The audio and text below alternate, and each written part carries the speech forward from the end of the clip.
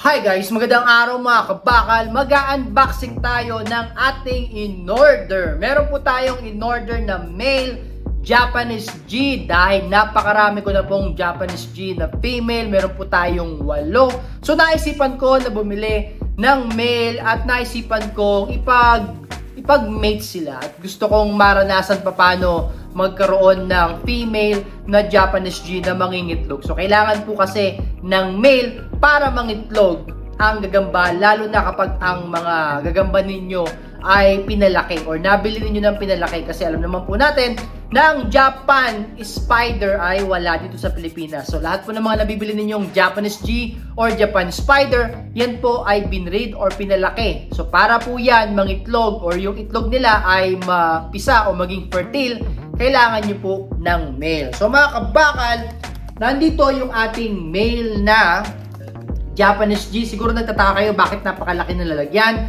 Dahil po mga kabakal, nagpagawa din ako ng dalawang lagayan or kulungan, pahamugan na malaki para doon magme-mate yung female at saka yung male na Japanese G. Meron din po kasi akong OCG na female, kaya kumuha rin po ako ng male na OCG para 2 kwarto. So 2 holes mga kabakal, so naandito. At na binigyan tayo ng libre ng ating kinuhanan na si Sean.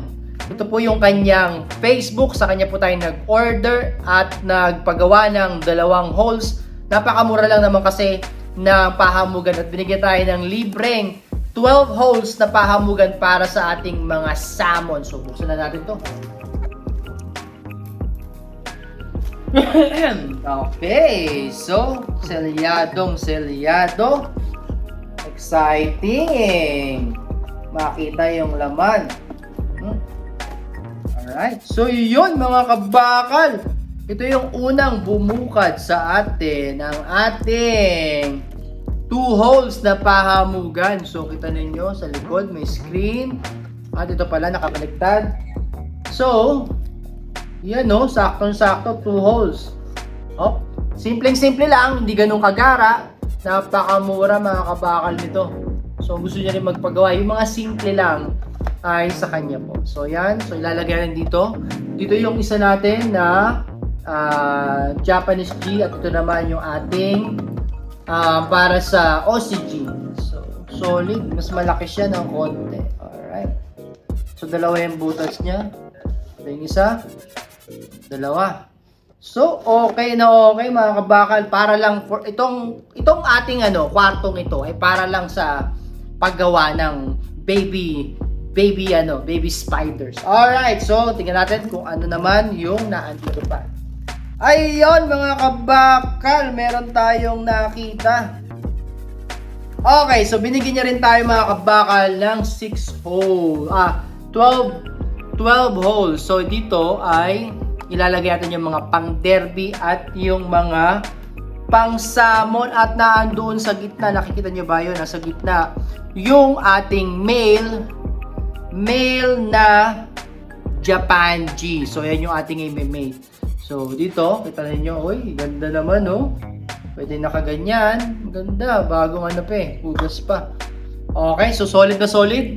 Kasi nga, ang sabi niya, kailangan daw talaga ganito kalaki yung lagayan ng mga pang derby, salmon, or yung mga Jensen line ninyo, Cebuline, mga masbate, para nakakapag-unat-unat yung kanilang mga galamay. At nakikita nyo ba dito? Merong maliit na gagamba at dito rin. Dahil yan mga kabakal ay Japanese sling. So Japanese spider na maliliit. Binigyan tayo ng maliliit para palakihin natin. Actually, nung una binigyan niya ako ng ganyang kaliit.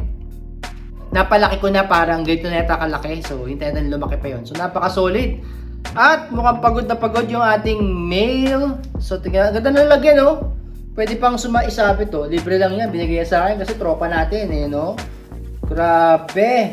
Extrang lalagyan mga kabakal para sa mga ating mga pang derby. Okay, so subukan natin tignan yung itsura ng ating Japan G. Malaki siya mga kabakal kasi yung ating OCG na male maliit. So tingnan natin yung ating uy, mailap.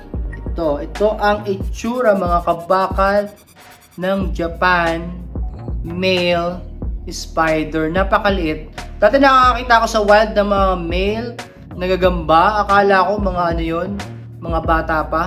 Pero yun no, meron na siyang yung parang punching bag sa harapan. Alright, so malaki siya mga kabakal. Mas malaki siya kumpara dun sa aking male na ano, na OCG na male. Alright, so medyo mailap siya. Lakas magsapot eh, no? Alright, so yan mga kabakal, no? Parang ano lang siya. Para siyang, yung size niya parang good size lang. Nagagamba yung size niya. Baba, oh. Alright, so yan ay solved na yan. Kasi mga kabakal, tinuruan ako ng ating tropa na binila nito. Dapat daw kasi mga kabakal, pag magme-mate daw, pag magme-mate ng mga Japanese G or ng mga spider, kailangan mayroong sariling kulungan yung male. So ang ginagawa kasi ng iba, nilalagay nila yung male sa kulungan ng female. Kaya ang taas ng chance na kinakain ng female nila yung male. So ang tinuro sa akin, and makes sense din naman, kailangan ang ilalagay natin sa kulungan ay yung female. Parang ilalagay natin yung female sa teritoryo ng male. Para nga naman kung sakaling gustong tumakas ng male, alam niya yung pasikot-sikot kasi teritoryo niya yun. So alam niyo, mas mataas yung chance na hindi kakainin ng female yung male. Kasi mga kabakal, kapag nilagay mo nga naman itong male mo doon sa bahay ng female mo na napakatagal na niyang nandun, malamang teritoryo niya yun. So pag nakita niya to, lalapain niya to. Hindi naman lagi, pero mataas yung chance. So lagyan rin siya mga kabakal dito. Dito siya mag-i-stay. So dito lang siya mag-i-stay. Pupuntahan lang siya ng mga chicks. So meron siya sariling apartment. Sa apartment na yan, pupuntahan siya ng mga chicks niya para gumawa ng babies. So lagyan na natin to dito. Solid. Diyan ka na, boy. O ha, hintayin mo na lang yung, wag ka na lumabas. Hintayin mo na lang yung mga ilalagay at dadali natin ng mga chicks dyan, ha. Ako yung kanyang bugaw. Okay? So nasa loob na siya. Kitang-kita nyo naman. Diyan siya. Siguro stay natin siya dyan ng mga 1 linggo.